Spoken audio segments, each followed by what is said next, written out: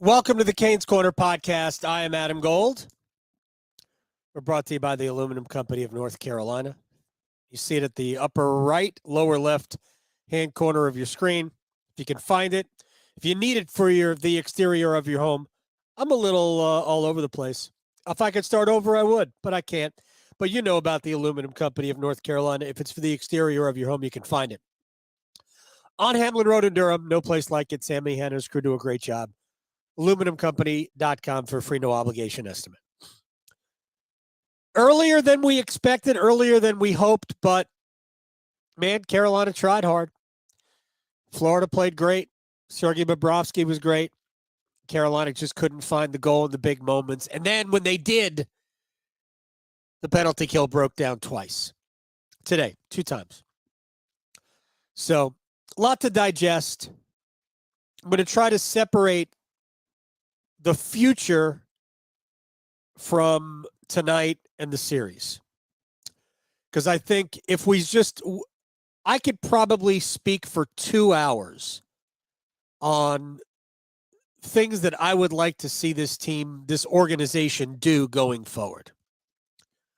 And I just don't think right now is the time to do it. I want to talk a little bit about the game. I want to talk a little bit about the series and the playoffs, and I want to go through your comments. And to be perfectly honest, I've done a poor job of getting to all the comments, but there's just a lot to get to, and I'm going to try to not just save it to the end. So Charlie says, don't even know what to say. Can't wait till next season. Thanks for the work with the. Oh, you don't have to thank me. I'm just. I appreciate that though. It was a great year. I did this in the aftermath. I kind of worked backwards, and I will work backwards here. So let's start with big picture for the season. I mean, if I had told you at the beginning of the year that this team would make the Final Four hockey, you'd probably take it. Because you know if you make the Final Four, you have a chance. Carolina made the Final Four for the second time in 5 years under Rod Brindamore. The culture of this team is unbelievably good. The future for this team is still incredibly bright. The window of this team, it remains to be seen how much longer it will be open. It will definitely be 1 more year.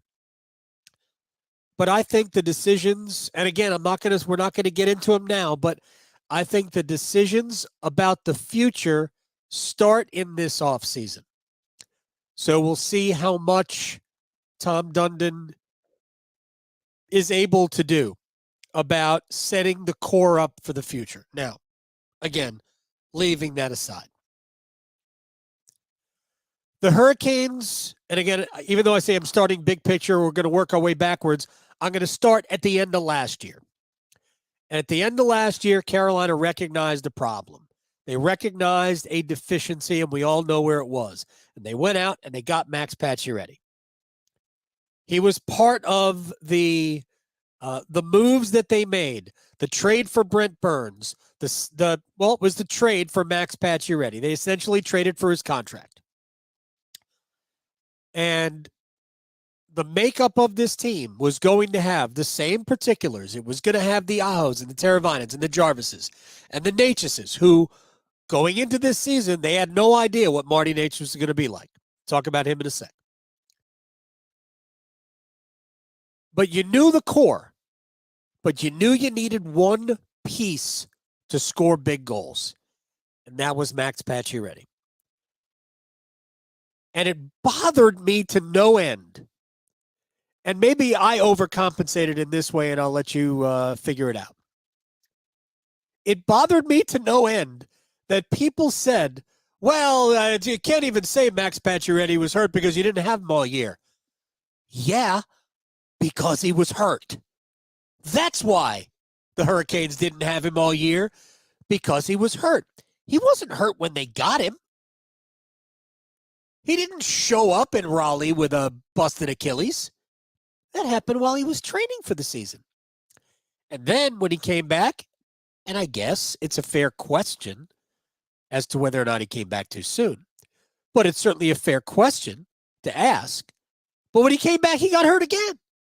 They got 5 games out of Max Pacioretty. Actually, they really only got 4 because he only played like 7 minutes in one of the games before like hurting an ankle or something. So for all of you people who don't think, well, they never had Max Pacioretty, stuff that. You know what? They didn't have Max Pacioretty. They also didn't have Andre Kasha. Do you think they got him just to sit him on the bench? Look, I've never been a huge Kasha fan. And signing Andre Kasha to a free agent contract, to me, was really? Because you knew he was going to get hurt. He played opening night. He played on the 4th line. He played like 10 minutes. We never saw him again. So if you're going to be that guy to say, well, they never had Max Pacioretty. Bull, they did. They were expecting him. And, they thought they were going to get something out of Andre Kasha too. And then Andrei Svechnikov is out with a torn ACL. And then you lose Teuvo Teravainen in the playoffs. So, yeah, miss me with your, I don't think they had Max. They really never had Max Pacioretty. They thought they were going to. So there's a lot of firepower that didn't play in the biggest moments of the season. Would it have been any different? I don't know. Who knows? But the Hurricanes missed a lot. They had the second best record in the NHL. They won the toughest division in the NHL. And they got to the Eastern Conference Finals for the second time in 5 years. And they ran into a buzzsaw named Sergei Bobrovsky and Matthew Tkachuk. And the players who played the best for Florida, Sam Bennett had a big series. I know. We knew going into the series that everybody's going to hate Sam Bennett, and we all hated him probably right away. I knew Sam Bennett's reputation without divulging names. 2 years ago. Was it 2 years ago? I think it was during the pandemic central. 2 years ago at the trade deadline, I suggested, well, maybe Sam Bennett's available. He was playing on a 4th line in Calgary. And I thought, well, that's a guy that might help. Plus, he's a restricted free agent. It's kind of a hockey move.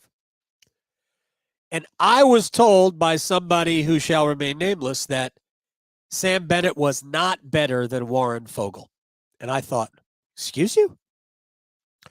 Just saying.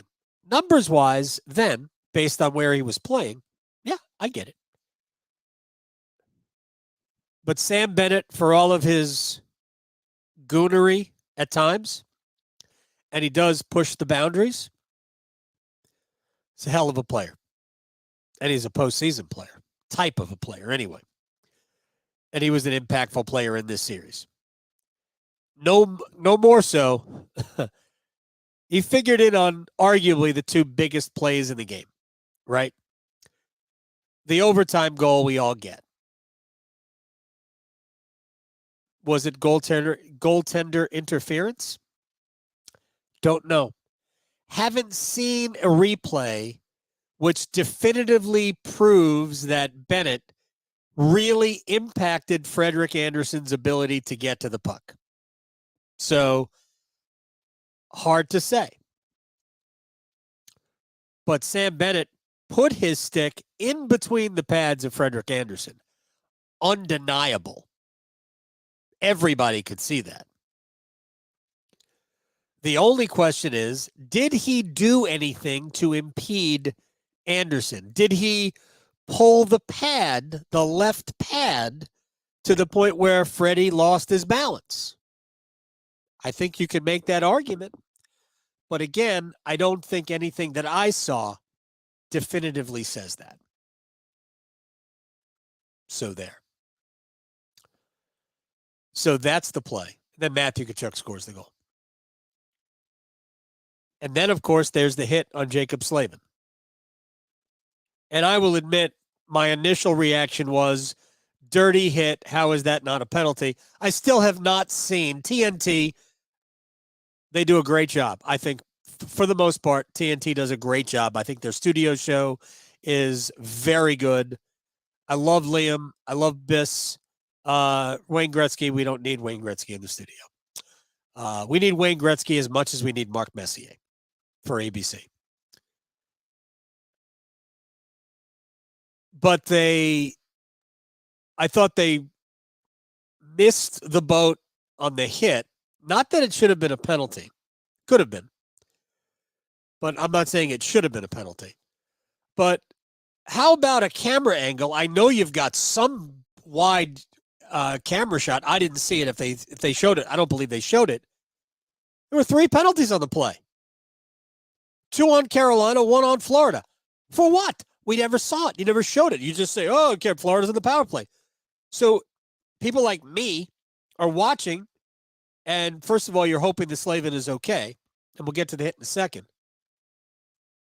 And you're like, wait a second. How did Florida get a power play out of this? It was a helmet-to-helmet hit. If anything, Florida should be getting a penalty, and Carolina should go in the power play. How are the Hurricanes down a man? They never told us. They just announced the penalties. They didn't show it to us. How? Was it a scrum? Did it all happen after? Did somebody get third man in? How did Carolina get 2 and Florida get 1? Show it to us. Never saw it. Bizarre. My take on the hit. Simple. Strangely enough, I don't think Bennett intended to deliver a knockout blow. I don't. In spite of his proclivity to do things like that, I think he intended to deliver a crunching check to the chest, which he did, but with Slavin bent over a little bit, just a little, just ever so slightly, because Slavin was looking down because he had lost control of the puck. And so there was shoulder to chest contact, but at the same time, there was helmet to helmet contact. And the helmet to helmet contact got Slavin. Again, I think that is undeniable. But I do think that the intended point of contact was shoulder to chest. But clearly there was head-to-head contact. So could that have been called? Probably. Should it have been called? I don't know. I think that we would all, this is a Canes Corner podcast. And I know a lot of you were angry at the time, and I was too. I think it could have been called. I don't know if it should have been called. The worst part, though, is that Jacob Slavin was obviously hurt. And when Slavin was down and you saw him trying to get up, and I went, no. And then he fell over. That was the worst. The absolute worst. So Sam Bennett was involved in the 2 biggest plays in the game. And one hurt Carolina, and the other finished Carolina. And that's too bad for Carolina. But Bennett's a hell of a hockey player. He really is. And he's the kind of guy that you wish was on your team. Carolina needs to find a player like that, to be honest. They need to find a guy who plays with that kind of edge, who plays with that orneriness. They need to. They need to find it. They need goal scoring, but they need that element too. And if you can combine the two with somebody who can play, then you're even in better shape. I've said this before about players like that. You need players that play with, almost a reckless nature, and you live with some of the negative consequences at times. Hey, he's been suspended for Florida, but he's a really good player. And Carolina doesn't have that element on their team. They have none of it. Zero. And I'm not saying you need fighters. You don't need fighters. You don't need goons. Sam Bennett's a good player who plays with an edge. That's what Carolina needs. So those are the two moments of the game that really those two moments will live with me for a long time. Carolina played, excuse me. Carolina played a good hockey game. Could have won the hockey game. Had opportunities to score. I don't think they played as well tonight as they played on Wednesday. Sorry, tonight is Wednesday. Woo! I don't think they played as well in Game 4 as they did in Game 3. I thought Game 3, Carolina was significantly better than Florida. I thought in Game 4, it was pretty even. I thought Florida had the better scoring chances. I do. Carolina had more shots on goal, but I think Carolina's chances were better. I thought Freddie Anderson was outstanding. He gave up 4 goals, and Freddie was outstanding. 4 goals on 22 shots, and he was great. So it was a tough way to lose a game. With everything that didn't get called, hey, Bennett on Slavin, helmet to helmet. That didn't get called that way. You call the Jordan Staal tripping penalty? Are you kidding? I said this in Game 3. Those penalties in Game 3 were callable. Doesn't mean I'd have called them. They're just callable. In the rule book, yep, that's a slash times 3. In this game, was that a trip? Staal on, I think it was Gustav Forsling? I mean, kinda.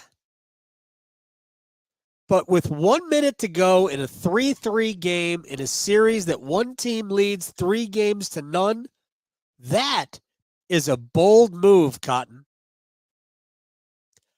I was surprised.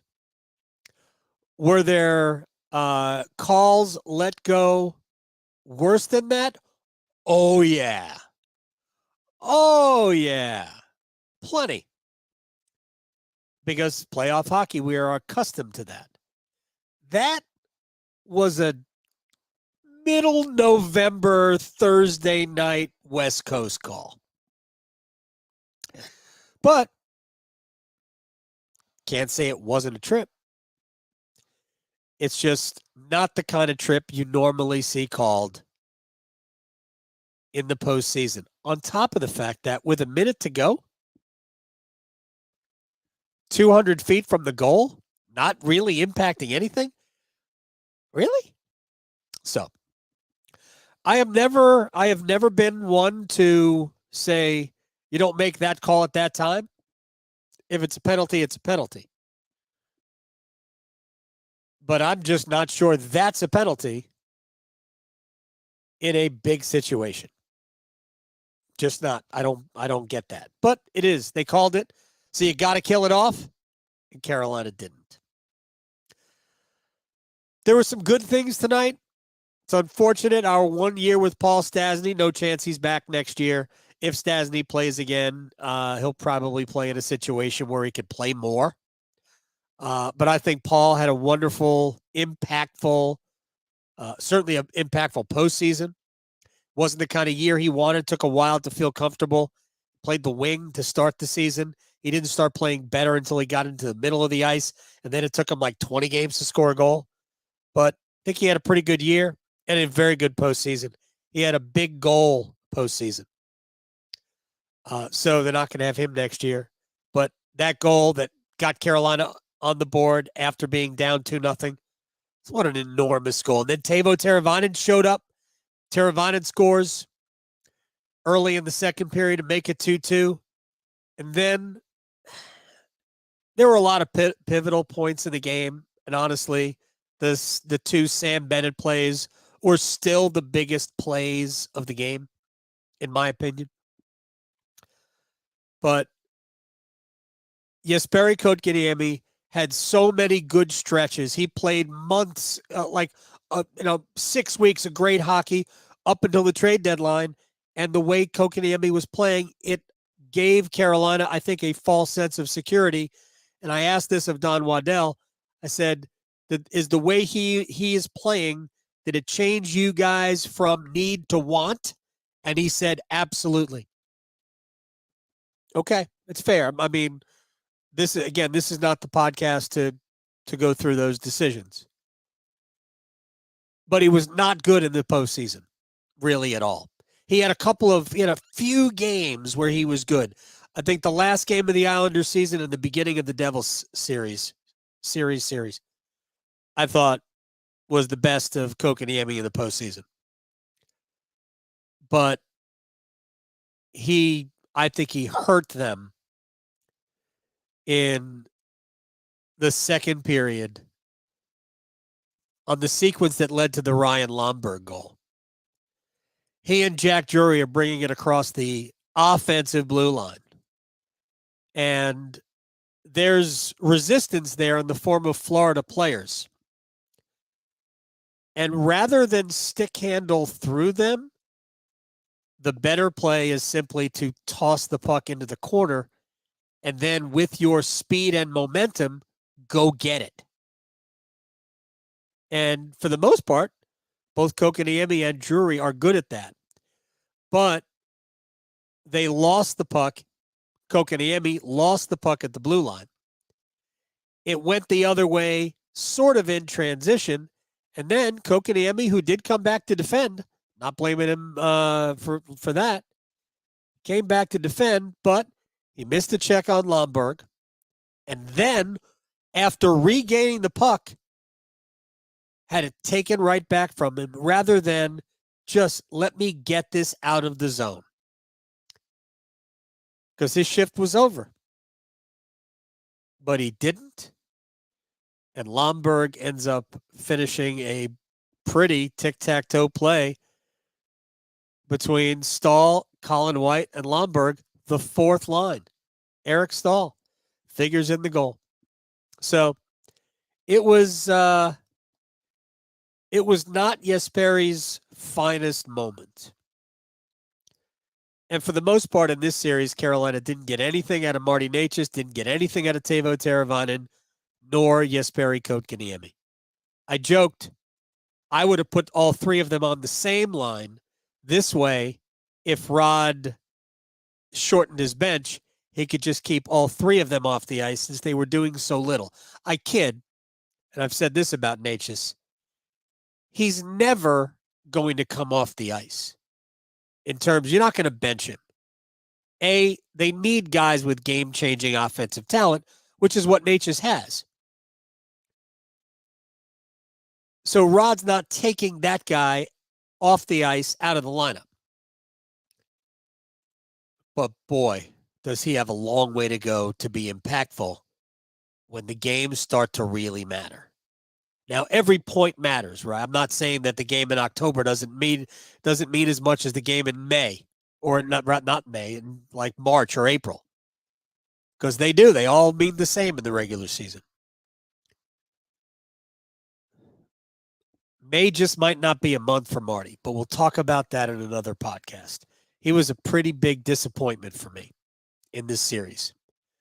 It wasn't as noticeable in the other series, even though he was not really productive. But man, he had that moment. What was it, Game 4 against the Devils? Where Carolina's behind, and he makes the incredible play on the Martinook bounce pass to him. It wasn't a bounce pass. It was deflected, and it was a bouncing puck. And he makes the incredible play to score the goal. And then on a bouncing puck or a puck on its end, on its edge, on a pass across from Pesce, he finishes it the same way. He has those moments, and those moments mean he's always going to be in the lineup. But he wasn't a good player in the postseason. And he wasn't a good player in the last 21 games of the regular season. So that's 15 playoff games and 21 regular season games. And Necas was basically a half a point a game. After being basically a point a game in the first 61 games. need better out of that. Anyway, goaltending was great. The injuries mounted. Obviously, we had the Stefan Nason injury tonight.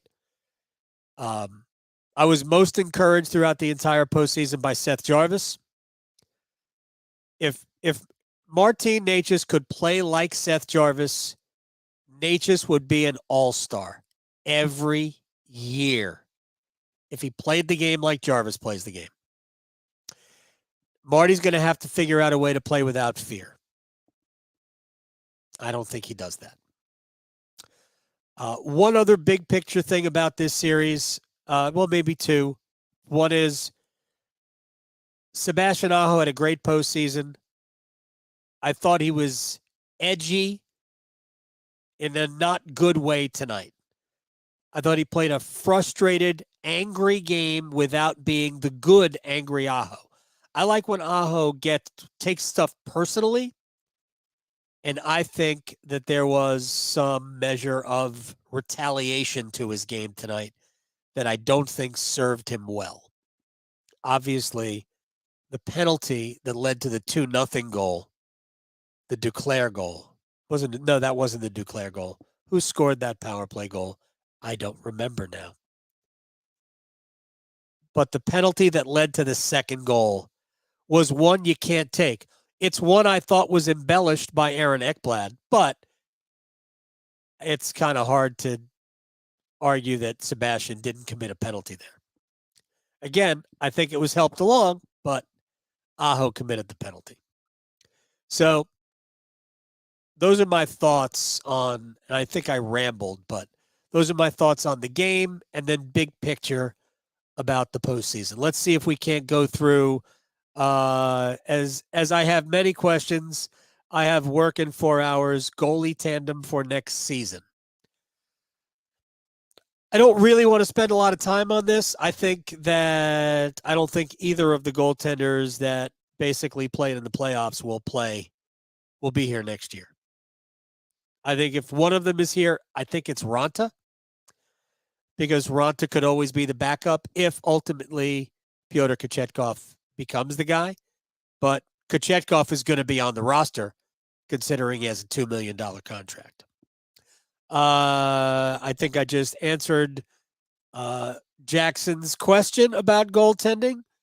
Funny, the Canes were second place finishers for the Tkachuk trade, according to rumors online.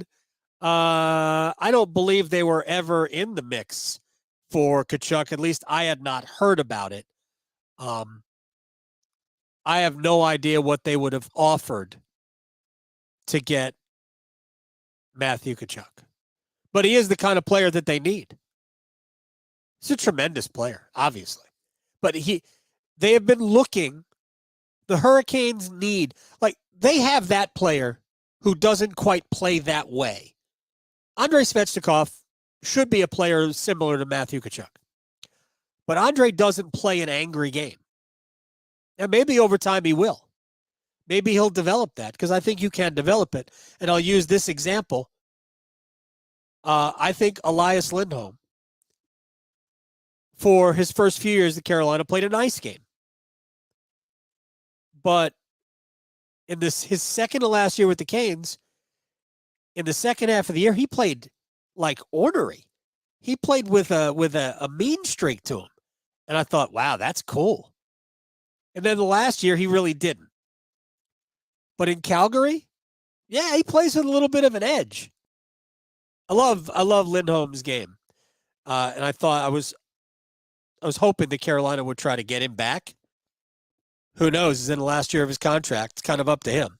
If he tells Calgary that he's not going to re-sign there, then could I see Elias Lindholm in a Hurricanes uniform again? Yeah. I think that would be a great player to have. But, I mean, I don't know if they're in the market for him. All right, I can't. I want to get to questions about the Canes. Let's see. Now, does the NHL need to look at the officiating for the playoffs? How do you talk about officiating? Officiating was incredibly inconsistent during the season. It was incredibly inconsistent in the playoffs. It was incredibly inconsistent in this game. Again, I said it before.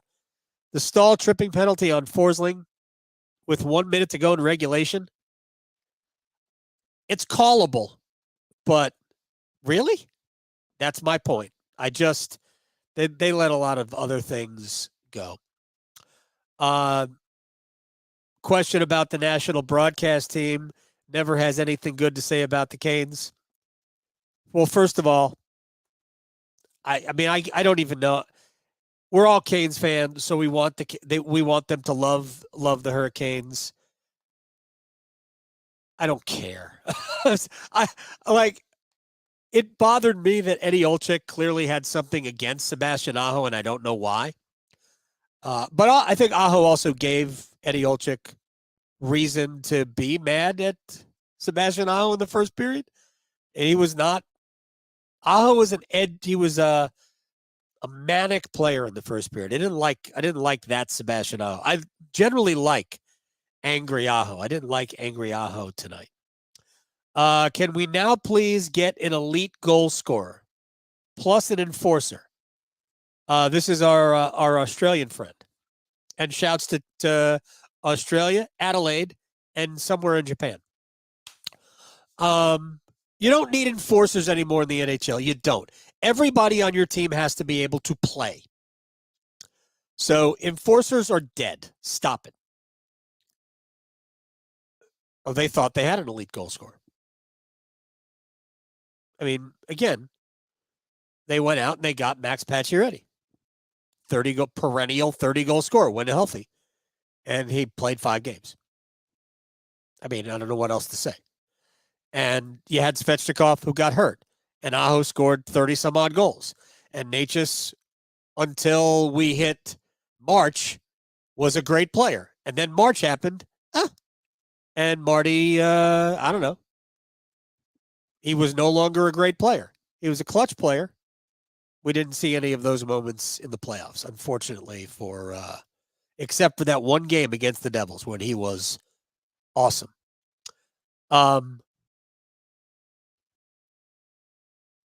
Let's see what else we have here before I wrap it up.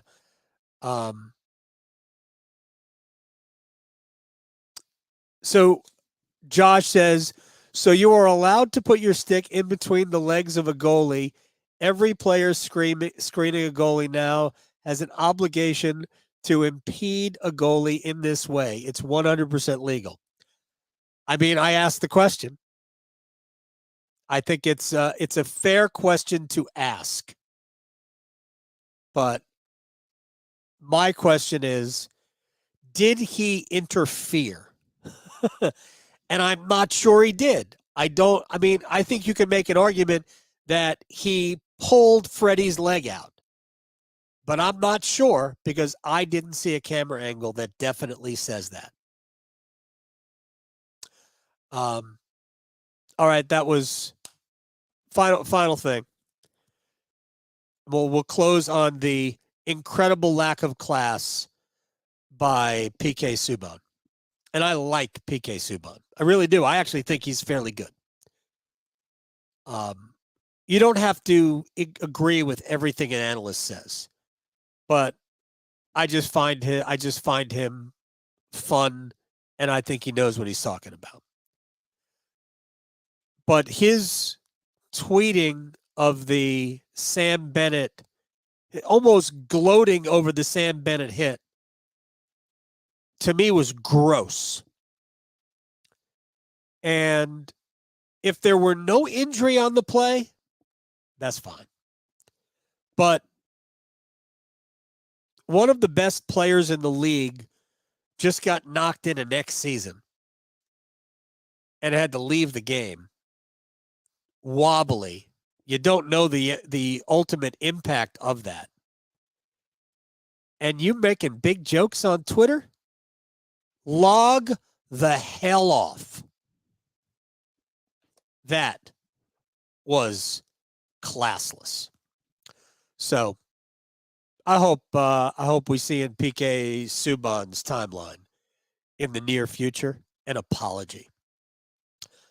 So this was fun. It's not our last live Canes Corner podcast. It'll be the last one post game. But there are a lot of things to do. We'll have to kind of assess the season. We have to assess the roster. We have to look ahead to what's next for this team, for these players. There's a lot of stuff to sort out about the Carolina Hurricanes. Big picture about the franchise, man, it's in a good spot.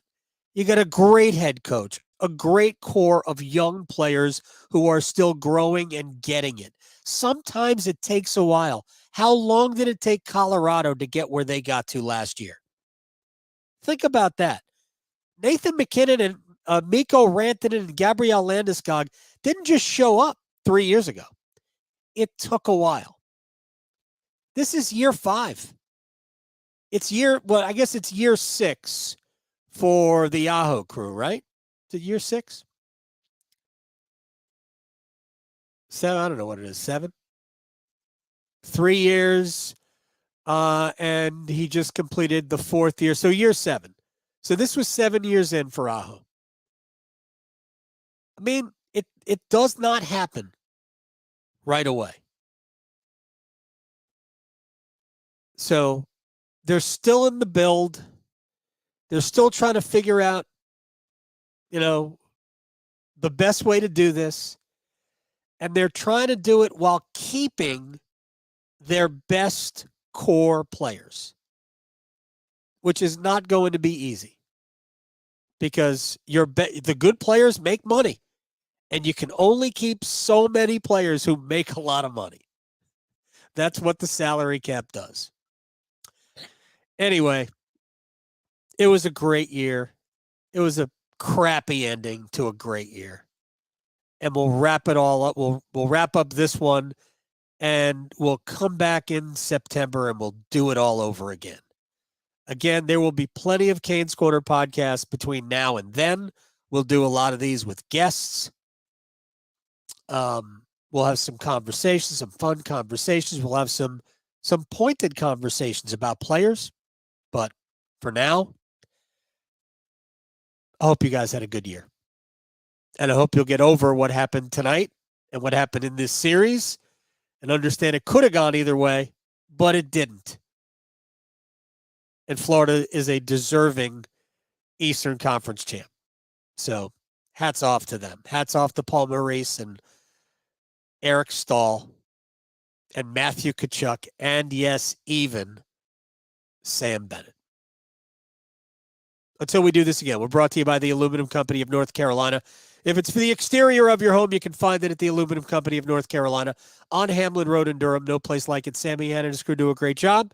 Check them out online. If you want to improve the exterior of your home, windows, roofing, I mean, they got it all. Follow the Canes Corner podcast wherever you get your podcast. Give us a rating. Find us wherever you get your podcast. And, by the way, for the YouTube Canes Corner podcast live, a little gentle caressing, lovingly with shea butter on the like button or the subscribe button. So somebody came up to me yesterday, and said, hey, I caressed the like button. I thank you for doing that. I really do. Hope you guys have had a good year, and we'll do it again next year. Good night.